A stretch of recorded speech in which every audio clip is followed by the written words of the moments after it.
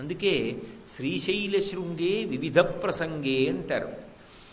ఎక్కడా లేనటువంటి రీతిలో గొప్ప గొప్ప ఓషధులన్నీ కూడా లభించేది ఎక్కడ అంటే శ్రీశైల పర్వతం మీద లభిస్తాయి. శ్రీశైలము అంటేనే శ్రీ అనబడేటటువంటి పర్వతము. ఆ శ్రీశైలంలో దొరకనటువంటి ఓషధి లేదు. చిట్ట చివరికి స్పర్శవేది అని ఒక మహత్తరమైనటువంటి ఓషధి కూడా అక్కడే లభిస్తుందని మనకి శ్రీశైలం యొక్క చరిత్రని పరిశీలిస్తే అర్థమవుతుంది. అంత గొప్పదైనటువంటి శ్రీశైల క్షేత్రంలో మల్లికార్జున స్వామి స్వయంభూ.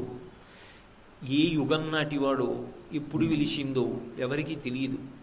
కానీ చంద్రావతి చేసినటువంటి పూజలని దృష్టిలో పెట్టుకొని ఆమె ఇచ్చినటువంటి మల్లెపూలని స్వీకరించి ఆ మల్లెల దండ తన కొప్పు మీద అలంకారం చేసుకొని మల్లికార్జునుడయ్యాడు.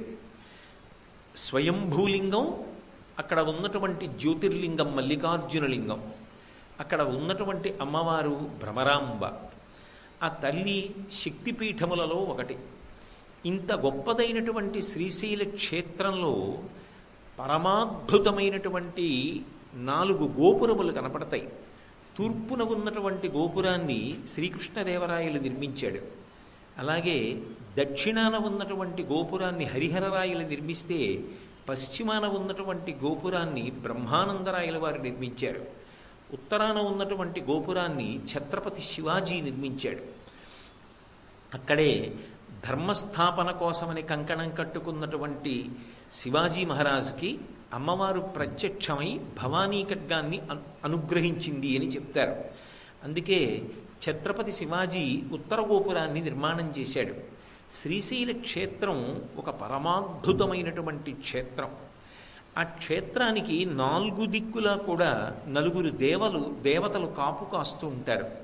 తూర్పున త్రిపురాంతకంలో త్రిపుర సుందరీదేవి, దక్షిణ దిక్కున సిద్ధేశ్వరము అని చెప్పి ఒక క్షేత్రం, పశ్చిమాన జోగులాంబ, ఉత్తరాన ఉమామహేశ్వరం. 4 దిక్కుల 4 దేవాలయాలు ఉండి శ్రీశైల క్షేత్రాన్ని కాపాడుతుంటాయి. శ్రీశైలంలో ఉన్నటువంటి మల్లికార్జున స్వామిని గూర్చి శంకర భగవత్పాదులు శివానందలహరిలో ప్రస్తావన చేశారు. సాధారణంగా శంకరాచార్యుల వారు తన యొక్క వాంగ్మయంలో క్షేత్ర ప్రసక్తి తీసుకురావడం అనేటటువంటిది కొంచెం అరుదు. కానీ వారు చేసినటువంటి శివానంద లహరిలో మధ్యకొచ్చేటప్పటికి 50వ శ్లోకం 51వ శ్లోకం ఈ 2 శ్లోకాలు కూడా మల్లికార్జునుడి మీద శ్రీశైలం మీదే రచన చేశారు. ఇప్పటికీ కూడా మనం శ్రీశైలాన్ని ఆధారం చేసుకునే దేశకాల సంకీర్తనం చేస్తాం. శ్రీశైలస్య ఈశాన్య దిగ్భాగే అంటూ శ్రీశైల క్షేత్రానికి మనం ఎటువైపున ఉన్నాము అన్నది దేశకాల సంకీర్తనంలో మనం దిక్కుని సూచించి భగవంతుడి దగ్గర విజ్ఞాపన చేస్తాం. ఒక కోణంలో పరిశీలనం చేస్తే పైన ఉన్నటువంటి హిమాలయ పర్వతాల దగ్గర నుంచి దక్షిణాన చిట్ట చివర ఉన్నటువంటి కన్యాకుమారి వరకు మధ్యలో ఉన్నటువంటి నడిమి ప్రాంతం శ్రీశైల క్షేత్రం. ఇంత గొప్పదైనటువంటి శ్రీశైల క్షేత్రంలో ఉన్నటువంటి మల్లికార్జున లింగం పరమాద్భుతమైనటువంటి లింగస్వరూపం. అక్కడ తెల్లమద్ది చెట్టు రూపంలో స్థలవృక్షమై శంకరుడు వెలిసి ఉంటాడు అని ప్రతీతి.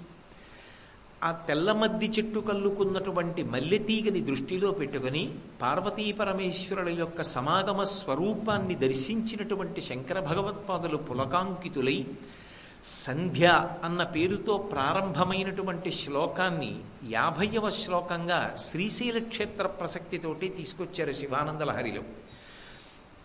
సంధ్య అంటే మధ్యలోకి వచ్చినటువంటి కాలం, పూర్వ సంధ్య అంటాం. అంటే చీకటి వెళ్ళిపోయి పగలు ప్రారంభమయ్యే ముందు ఆకాశమంతా ఎర్రగా ఉంటుంది. అలా ఎర్రగా ఉండేటటువంటి కాలం ఏదున్నదో దానిది పూర్వ సంధ్య అంటాం. అలాగే మళ్ళీ పగలు వెళ్ళిపోయి చీకటి వస్తూ ఉంటుంది. అప్పుడు కూడా ఆకాశం ఎర్రబడుతుంది. దాన్ని ఉత్తర సంధ్య అంటాం.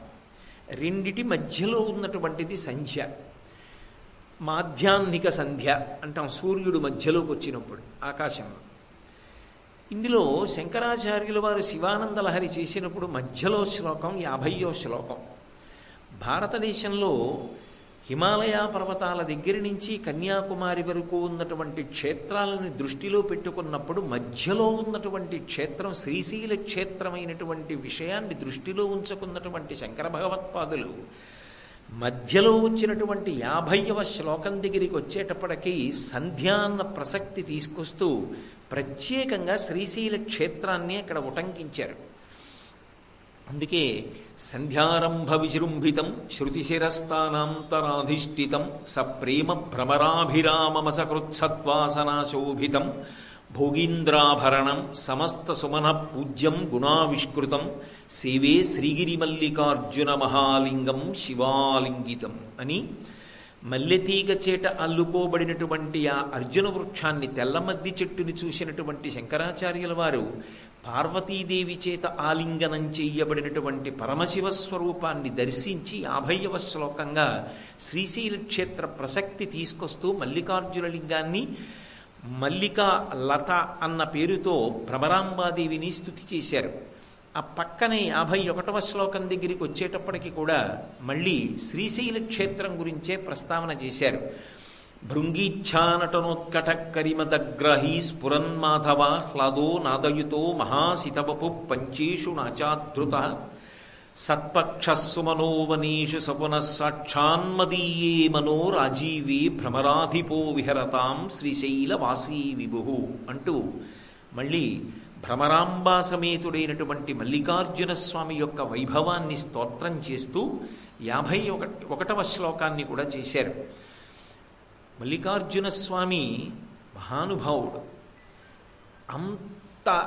అందరికీ అందుబాటులో ఉండేటటువంటి లింగం మల్లికార్జున లింగం. అందుకే ఇప్పటికీ కూడా ధూళి దర్శనం ఉన్నటువంటి లింగం మల్లికార్జున లింగం.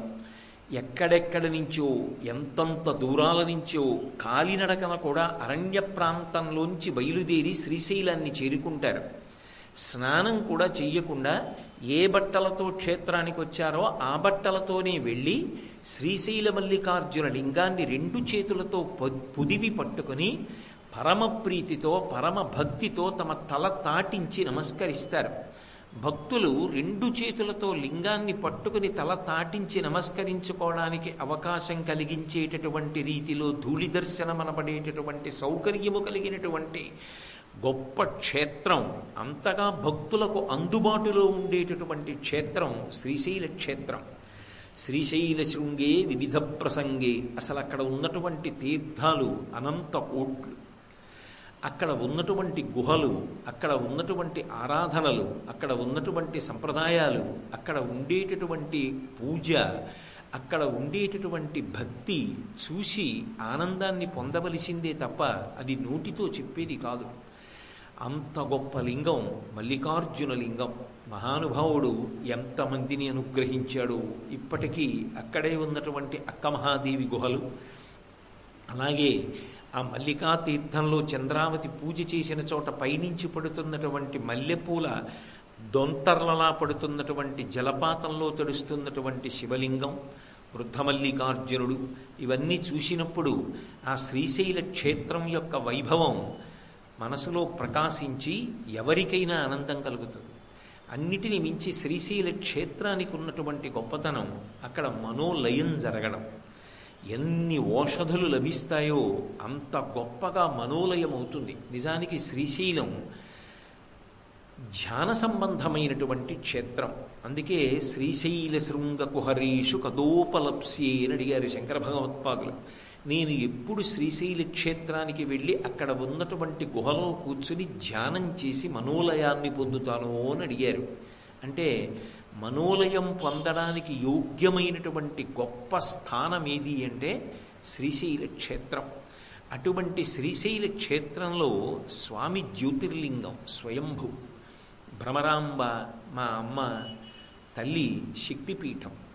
అమ్మవారు అక్కడ భ్రమరస్వరూపంగా వచ్చింది. చిత్రం ఏమిటంటే అమ్మవారు అనేకమైన రూపాలు పొందుతూ ఉంటుంది. శ్రీ మహావిష్ణువు ఏ విధంగానైతే అనేక అవతారములను తీసుకుని ధర్మాన్ని సంస్థాపన చేస్తూ నిరంతరము ధర్మ పరిరక్షణ చేస్తూ ఉంటారో అలాగే అమ్మవారు కూడా అవతార స్వీకారం చేసి ధర్మాన్ని కాపాడుతుంటుంది. అందుకే పరిత్రాణాయ సాధూనాం వినాశాయ చ దుష్కృతాం ధర్మ సంస్థాపనార్థాయ సంభవామి యుగే యుగే కృష్ణ పరమాత్మ యొక్క ప్రతిజ్ఞ. నారాయణి అని పిలవబడేటటువంటి అమ్మవారు యదా యదా హి సాధూనాం దుఃఖం భవతి దానవ తదా తేషాంచ రక్షార్థం దేహం సంధారయామ్యహం అని భగవద్గీత ఆవిడ దేవీ భాగవతంలో ప్రతిజ్ఞ. కృష్ణ పరమాత్మ భగవద్గీతలో మాట్లాడినప్పుడు నన్ను ఒక రూపంతో చూడాలి అని విశేషమైన ఆర్తి పొందినటువంటి పరమ భాగవతోత్తముల యొక్క కోరిక తీర్చడానికి ఒక రూపాన్ని పొందుతాను, అది మొదటి కారణం. అలాగే ధర్మ సంస్థాపన చేయడానికి ధర్మ వ్యతిరేకమైన నడవడి కలిగిన వారి పీచ మణచడానికి అవతార స్వీకారం చేస్తానంటాడు. అదే మాటలో అమ్మవారు కూడా చెప్తుంది.